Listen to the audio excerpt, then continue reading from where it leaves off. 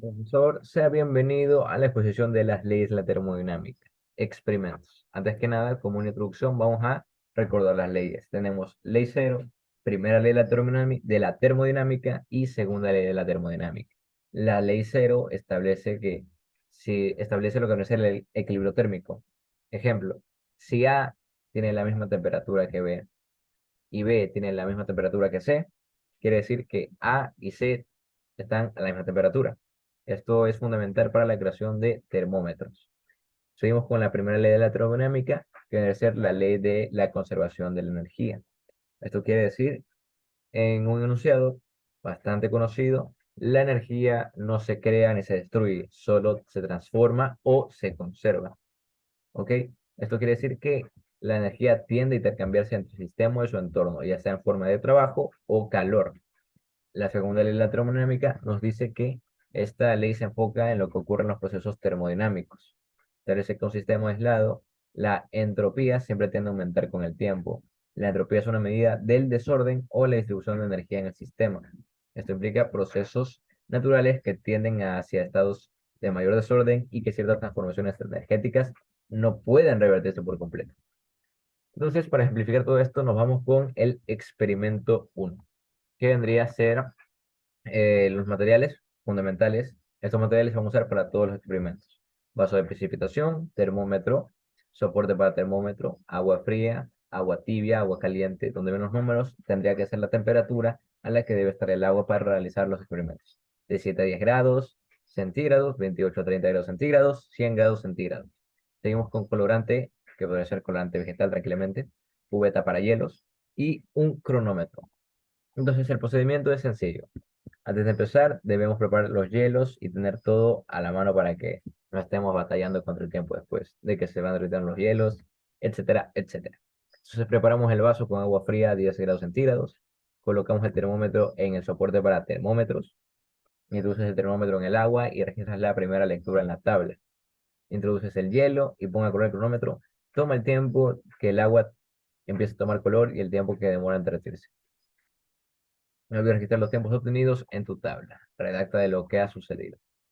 Ok, como el agua en la que se está disolviendo el hielo es agua fría, obviamente va a tender a demorarse más. ¿Debido a qué? A uno de los factores a uno de los factores de solubilidad, que vendría a ser la temperatura a la que está el solvente, en este caso el agua.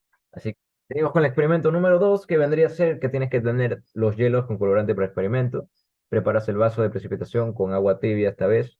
Colocas el termómetro, el soporte para termómetros, introduces el termómetro y registras la lectura.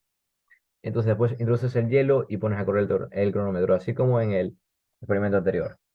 Obviamente tenemos que tomar nota de lo que sucede. Entonces, ahora que pusimos el hielo en agua tibia, obviamente los tiempos van a ser distintos. ¿Debido a qué? A la temperatura que tiene el solvente, que esta vez es un poco más elevada que la del agua fría. Para ser más específicos, unos 18 grados, porque 10 más 18, 28. ¿Ok? Entonces seguimos. Aquí lo que va a ocurrir es prácticamente que la disolución del cubo de hielo va a ser un poco más rápida que la de la helada. Así que eso sin más. Seguimos con lo que vendría a ser el experimento número 3, que aquí, bueno, simplemente tienes que poner el agua hirviendo a 100 grados, colocas el termómetro, se registra, introduces el hielo y redactas lo que ha sucedido. Sí. ¿Qué va a suceder cuando el hielo interaccione con el agua caliente?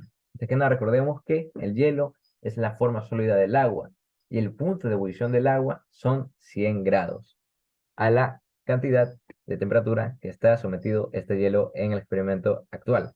Entonces lo que va a hacer es, y va a evaporarse. El hielo va a ir evaporándose, ¿ok? A una increíble, o bueno, un increíble tiempo muy corto, ¿ok? ¿Esto qué quiere decir? Que la entropía enloqueció, la entropía se disparó. ¿Por qué? Porque el gas, recordemos que es un desorden de entropía. El sólido, en cambio, es un orden de entropía, por ponerlo en ese aspecto.